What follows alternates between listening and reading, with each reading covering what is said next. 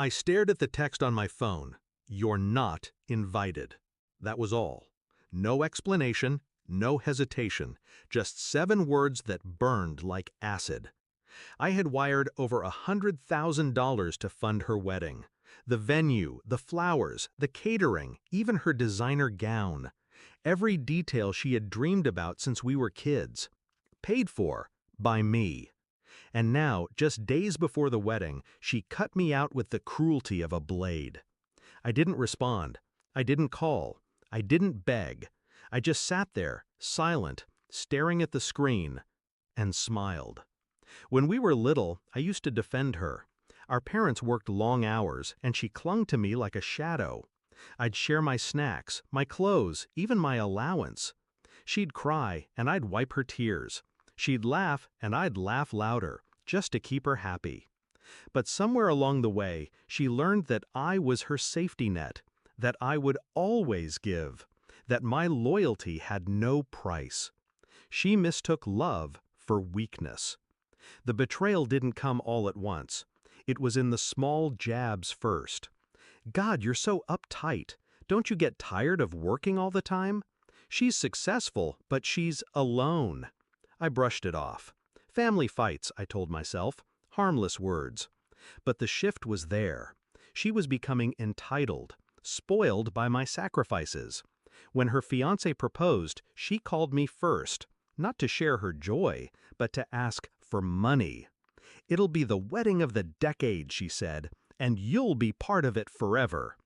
I said yes, foolishly. I thought it meant belonging. The text was my proof. Proof that my sister didn't see me as family anymore, only as a wallet. She thought she could erase me after I paid the price. So I erased her wedding. I called the venue first. My name was on the contract. Paid in full, under my account. "I'd like to cancel," I said. There was a pause, then the soft shuffle of papers. "The entire event?" "Yes." I called the florist next, the caterer, the band, the photographer. Each time I used the same calm voice. Each time I signed the release forms. Money lost? Maybe. But the power was intoxicating. The day of the wedding arrived. 6 p.m. sharp.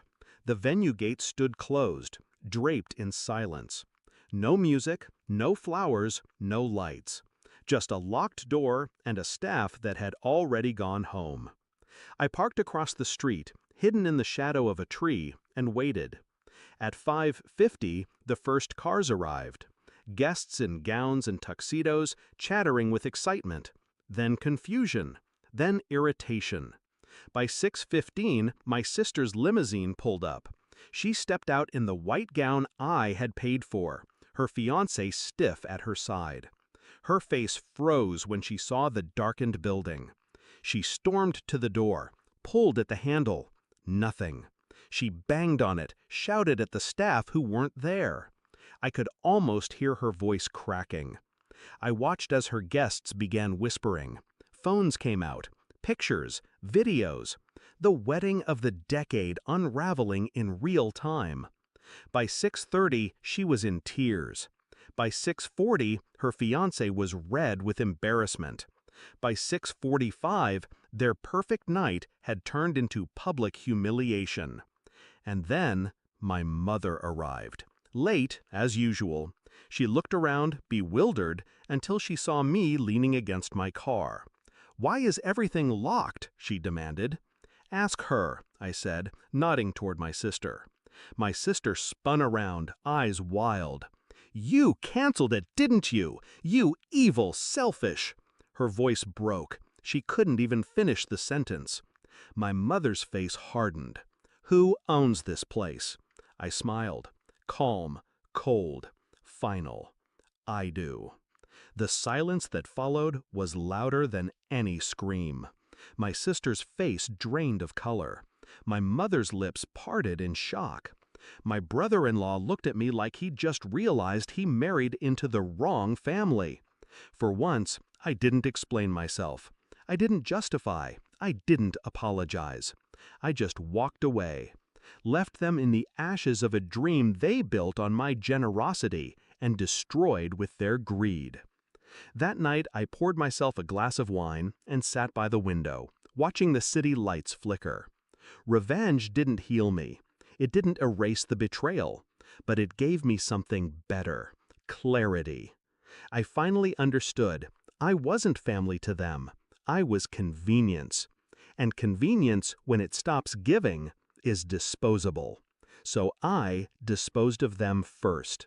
And as I closed my eyes, I realized something. I didn't lose a sister. I lost a parasite. And parasites only survive until you decide they don't.